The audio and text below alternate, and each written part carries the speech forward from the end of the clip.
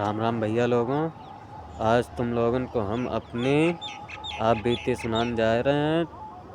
तो भैया ज़रूर सुनियो, क्योंकि हो सकता है कि हमारी जो जीवन में हमारे जो घटी है घटना वो हो सकता तुम्हारे जीवन में घटे, और ऐसा नहीं है कि घटे ना, घटी ज़रूर एक दिन।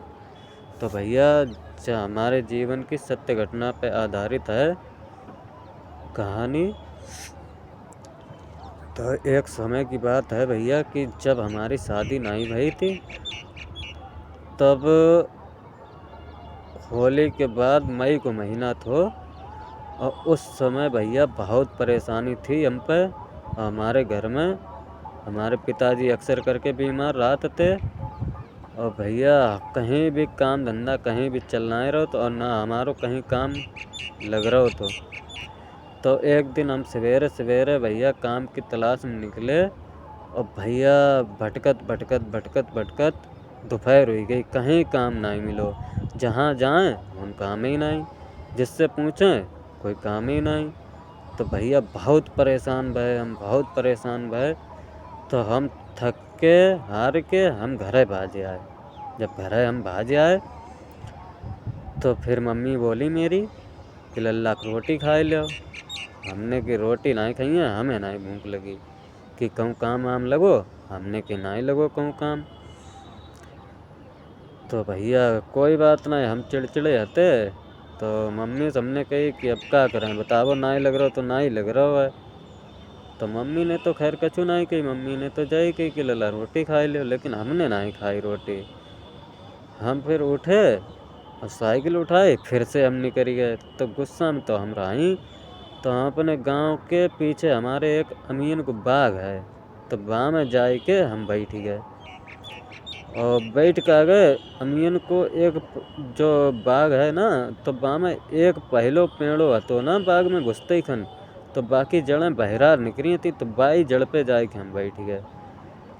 तो बैठे भैया दोपहरी बराबर दोपहरी रहा है, बहुत गर्मी रहा है, और चारों तरफ सन्नाटा रहा है, कोई होन कहानी चिड़ैया तक नहीं आती।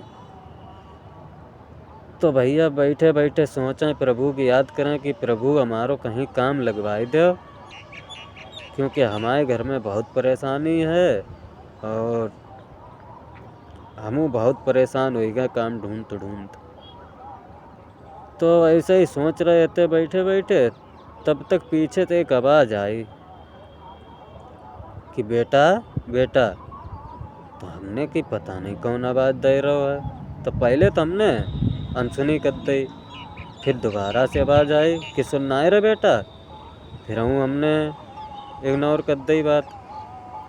फिर जब दोबारा से आवाज़ आई तो हमने कि ला वो देख लें, हमें बुलाए रहो ये नहीं तो कोई नहीं, कौन है देखें पीछे मुड़ के। तो जब हमने पीछे मुड़ के देखो तब वे मेरे तीरे ही खड़े थे।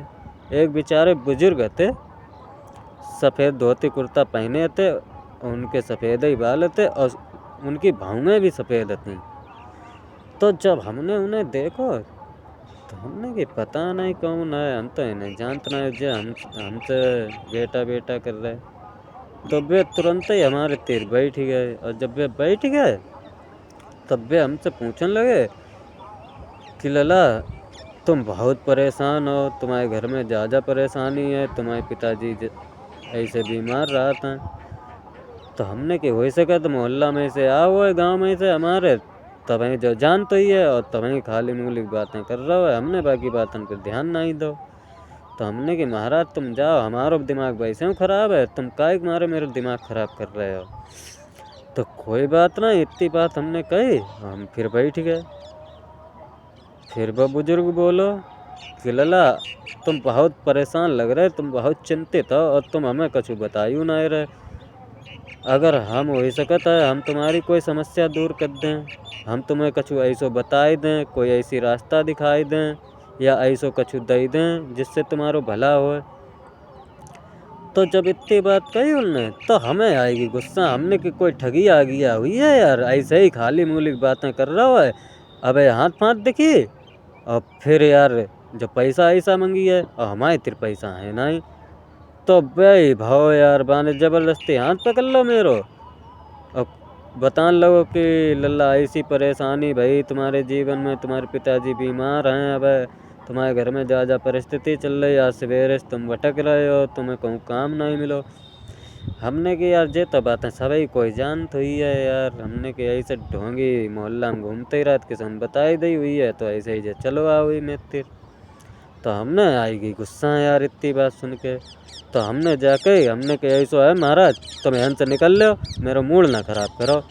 जब हमने गुस्सा में कही तो वे बुजुर्ग उठे और ने बोली कि अच्छा बेटा, तुम्हें मेरी बात सुनने ही नहीं है, जानने ही नहीं है, कुछ चाहिए ही नहीं हमसे, तो हम बेकार आए हैं।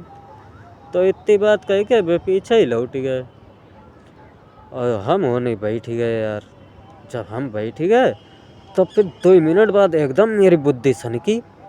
हमने कही यार इन्हें कैसे मालूम कि मेरे पिताजी बीमार हैं, मेरे घर में जा समस्या है, बा समस्या है। तो हमने कि कौन है तो जो बाबा। तो हमने यार पीछे पलट के देखो तो मालूम पड़े होन कोई कानी चिड़ैया तक नहीं यार। तो हमने पूरी बगिया छान डारी, पूरी बगिया छान डारी। तो फिर बगिया के आसे पासे देखो, आसे पासे मैदान तो कहूँ कोई नहीं कानी चिड़ैया लो।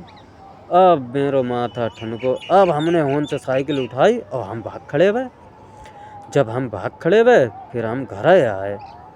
जब हम घर आए तो हमने मम्मी को बताई सबरी बातें। तो मम्मी ने हमें प्यार से समझाओ कि लल्ला आज तुम्हारे संग धोखा हुई गो। तो हमने कि मम्मी मेरे संग कैसे धोखा हुई गो। कि लल्ला प्रभु तुमसे स्वयं मिलन आए थे और तुमने उनकी बात नहीं सुनी, क्योंकि हर इंसान के जीवन में भगवान किसी न किसी रूप में आज जरूर है मिलन के लिए, जब आदमी याद करता है प्रभु को। तब हमारे बात समझ में आई कि भैया जीवन में ऐसी घटनाएं घटती जरूर हैं हर किसी व्यक्ति के संग में, लेकिन आदमी पहचान नहीं पाता। ईश्वर मिलन खुद होता है, क्योंकि पता नहीं कौन से रूप में आए कि भगवान तुमसे मिलके चलो जाए और तुम जानियो ना पाओ।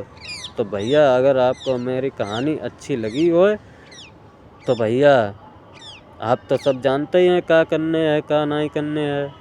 तब तक मिलते हैं अगले वीडियो में, तब तक के लिए सब लोगों को राम राम भैया लोगों।